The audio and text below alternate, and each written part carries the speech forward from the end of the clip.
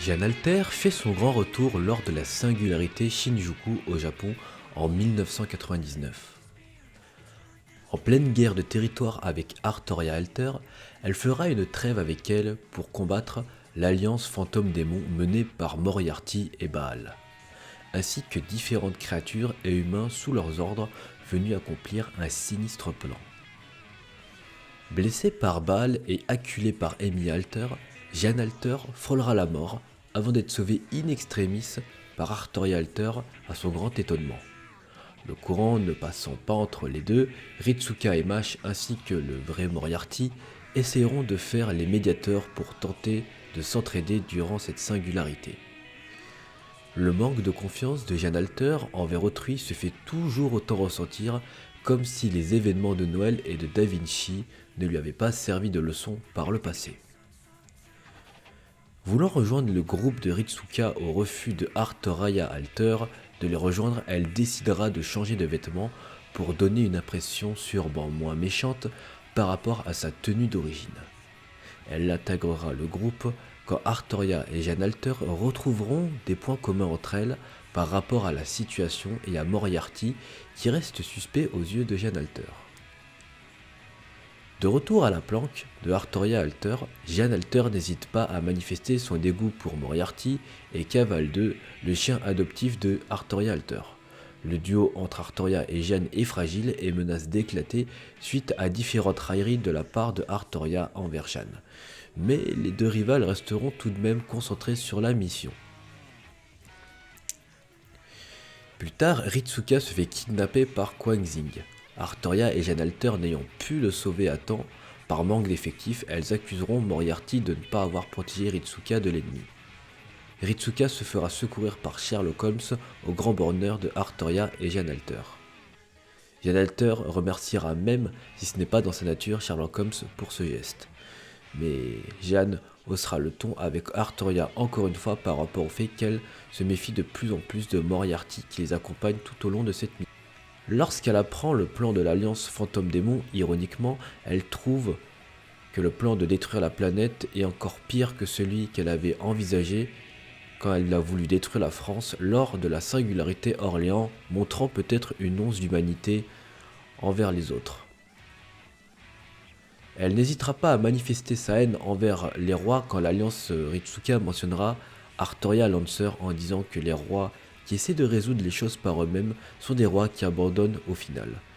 Tout simplement, puisque sa colère est légitime du fait que de son vivant, les rois de son époque avaient fait de sa vie et de son pays un enfer. Par la suite, l'Alliance Ritsuka décide d'éliminer Kwang Zing, trouvant sa capacité trop gênante pour le bon déroulement des choses. Artoria et Jeanne iront voler des vêtements de soirée pour s'infiltrer dans la soirée mondaine organisée par Kwang Zing, malgré le fait que Shinjuku soit à feu et à sang. Lors de la soirée, Artoria et Jeanne Alter en profiteront pour flirter avec Ritsuka, gênés de les voir dans des tenues élégantes les faisant toutes les deux sortir de l'ordinaire. Mais Jeanne montrera de la jalousie à l'égard de Artoria, puisqu'elle réussira à avoir une danse avec Ritsuka au lieu d'elle. Après la défaite de Han Zing, le groupe de Ritsuka sera confronté à Esayan Lob, passé dans le camp ennemi. Jeanne Alter décidera de se sacrifier en retenant Esayan le temps qu'il trouve un moyen de le battre, tout en sermonnant Ritsuka de ne pas utiliser ses servants comme ils devraient être. Décidant de donner une fin digne d'un Avenger à Esayan, Jeanne Alter sait que la haine des Avengers ne disparaîtra jamais quel que soit le nombre de personnes qu'ils tuent jusqu'à la fin de leur jour. Elle veut mettre fin au tourment de Esayan pour lui faire voir le rêve de tout Avenger sur le point de mourir, celui d'une vie meilleure dans un futur où de leur vivant ils auraient fait le bon choix au moment de leur mort.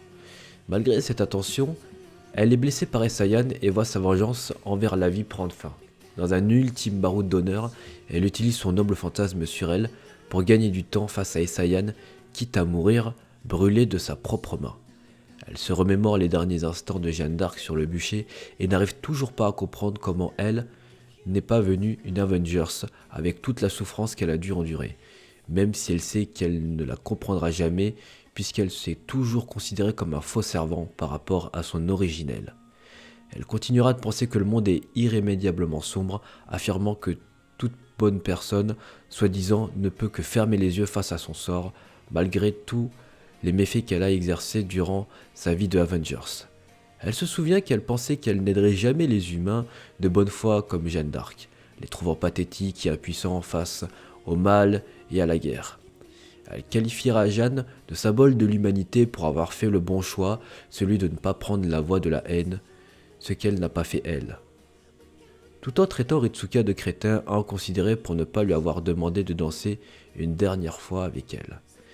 Elle se souviendra alors des conseils de Sherlock Holmes avant de sombrer dans l'inconscience qui était qu'elle pouvait s'éclipser dans un trou dimensionnel grâce à l'un de ses pouvoirs, ce qui lui permettra de vivre.